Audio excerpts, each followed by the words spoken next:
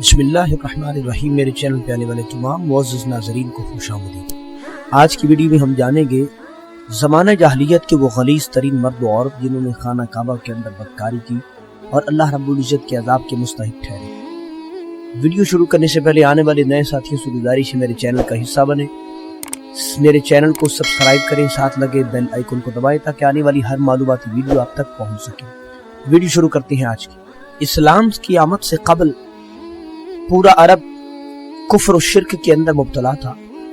ज़माना जाहिलियत के लोग तरह तरह के गुनाह के अंदर, तरह तरह की बदकारियों के अंदर मुब्तला थे।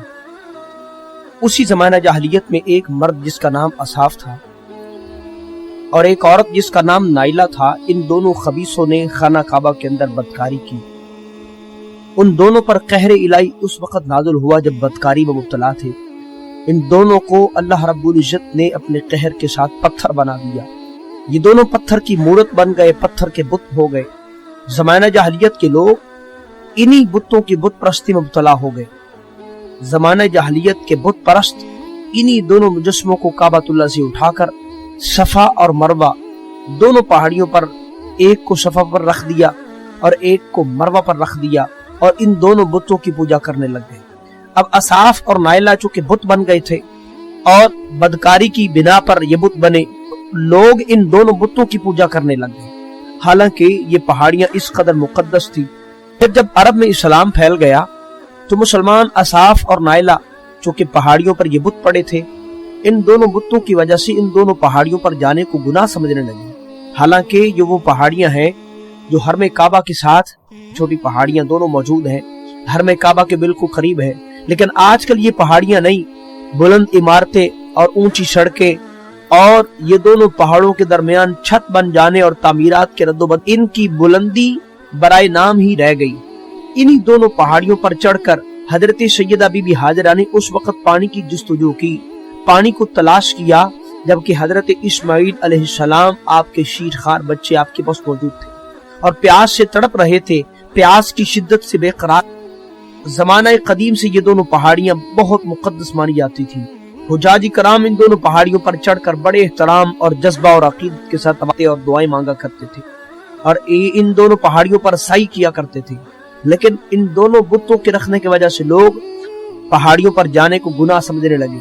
उस वक्त अल्लाह ताला ने कुरान करीम में ये हुक्म नाज़िल फरमाया कि सफा और मरवा के तवाफ और इन दोनों की ज़ियारत में कोई हर्ज और कोई गुनाह नहीं, बल्कि हज और उमरा दोनों इबादतों में सफा और मरवा का तवाफ जरूरी करार दे दिया। अब फतह मक्का के दिन हुजूर सैयद दो आलम सल्लल्लाहु अलैहि वसल्लम ने इन दोनों पहाड़ियों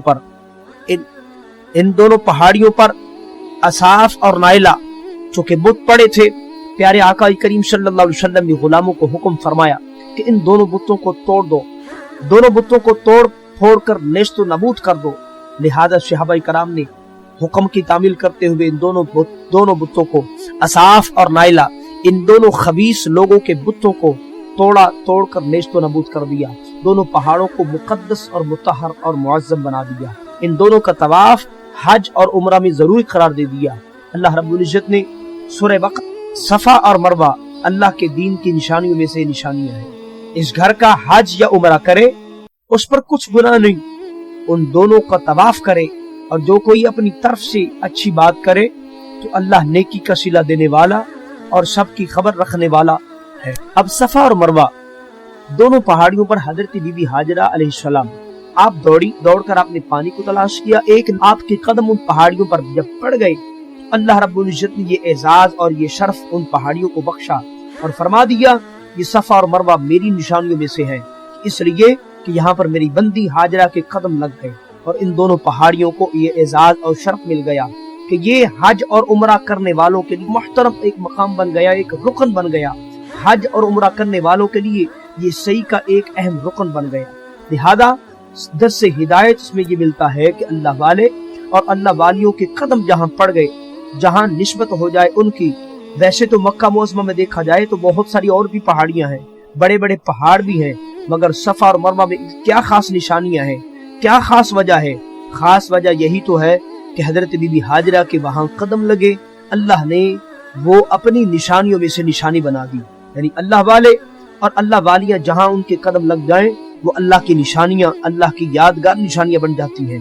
لہذا اسی وجہ سے گنبد خضرا اور اولیاء کرام کے روزوں اور ان حضرات کی عبادت گاہوں اور دوسرے مقدس مقامات کو قیاس کر لینا چاہیے کہ یہ خاصان خدا کی نسبت کا تعلق کی وجہ سے معزز و محترم ہے، لہذا قابل صد احترام اور قابل تعظیم اور احترام کی جگہ ہے۔ لہذا اس لحاظ سے ان سب جگہوں کی تعظیم اور توقیر اللہ رب العزت کی خوشنودی کا باعث ہے، اور ان مقامات کی بے ادبی کرنا اور بے ادبی کرنے کے مطابق حقائق کے ستاروں سے ہدایت کی روشنی حاصل کرنی چاہیے کہ وہ اپنی نحوستوں اور اپنی بدبختیوں سے تائب ہو کر صراط مستقیم کی راہ پر ثابت قدم ہو جانا چاہیے۔ دعا ہے کہ اللہ رب العزت ہم سب کو ہدایت کا نور عطا فرمائے، صراط مستقیم پر ہمیں گامزن فرمائے۔ ملتے ہیں آنے والی ایک نئی ویڈیو کے ساتھ، تب تک کے لیے اللہ نگہبان۔